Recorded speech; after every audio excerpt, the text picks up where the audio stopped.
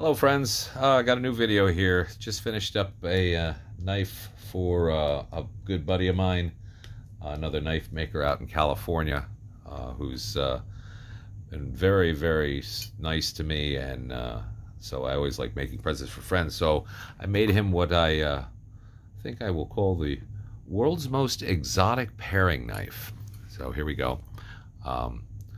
As you can see, no, I'm just kidding. This is not what we're talking about. This is a letter opener. We've got this beauty. And this is something truly spectacular. I think he is going to go bonkers over this one. I don't think he was expecting this. So what we have here, it is a small paring knife. I decided to go a little bit ape shit with the materials here. So what we've got is a really beautiful piece of old ebony that I had. This is a particularly good one. We have walrus ivory, copper.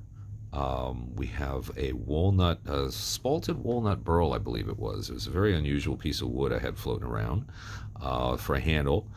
The end cap is mammoth tooth, which I had some of that floating around. I guess it's using a lot of different bits and pieces and stuff that I have.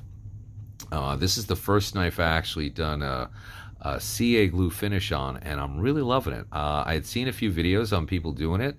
It is a royal pain in the ass, but the end result is fantastic. The stuff is hard as nails. It polishes up fantastic. Really looks good, but it is admittedly a pain to do.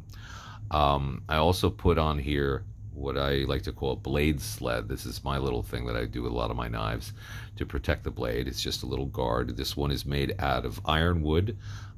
We put donkey shell on the bottom and the top here, which is it's a type of abalone. It's very thin. It's almost translucent, and it gives this kind of opalescent effect, which is just really cool. And then the pieces here to protect the edge are also made of ivory. And we take this off here, and what we have is the most unbelievable steel. This is from Baker Forge. This is a type of Damascus that is made with layers of brass and copper, and the core is 80 CRV2, which is a fantastic steel. I won't say it's damn close to stainless for a really high carbon steel. It's very resistant to rust. It ain't perfect. You still got to take good care of it, but it is just it's a great steel. I really enjoy working with it, but this stuff is just unbelievably gorgeous. It is rather expensive stuff. It's a little bit of a pain in the ass to work with. You can't use it for everything, but the end result with this is just, I mean, this thing is just absolutely gorgeous. It's absolute eye candy. So, and then to top it off, I am not much for sharpening knives. It's funny. It's like some people, you can make them, but you can't sharpen them. You can't do that. You got to know your limitations. This one particularly, though, it probably is the sharpest knife I've ever made. The edge on this thing is, you can probably see it, it's pretty much a mirror there. It is wickedly sharp. I tested it by shaving with it this morning, which I thought would be funny. I shaved my neck and my face with it, and it had absolutely no issues, giving me a wonderful close shave. So this is one that could definitely screw you up if you're not careful. The only thing I think I'm going to have to do, I'm going to have to insert a very tiny magnet into the end here to hold this edge guard on a little bit tighter, but I'm going to do that for him before I send it off.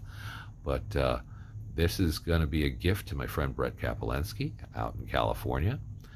I'm not good at surprises, so I figured I'd film this video before I sent it to him, and I think he's going to absolutely go nuts over this. So there's another knife that's also going to him yet that's not quite complete, but this was the really spectacular one, and he knows we joke. He's more of a traditional kind of guy with certain steels, and I like working with the exotics, and I kept promising, and I'm a slow guy as far as making things, but I want the end product to be exactly the way I want it. I don't like compromises, so I kept fiddling with this until I got it exactly the way I wanted, and hopefully this will be a wonderful keepsake for him. I don't know if he'll use it as a paring knife or maybe this is just going to sit in a desk or with his collection or whatever. But I hope to hell he enjoys it.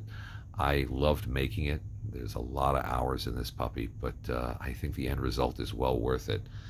And a couple of people have seen this one already, and they're like, oh my God, I got to have one of these things.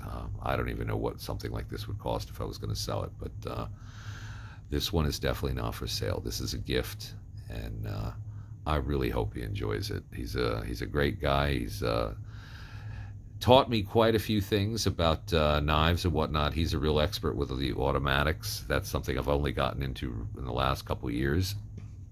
I've always been more of a fixed blade guy, but I've started making some automatics here and there because you've seen some of my other videos.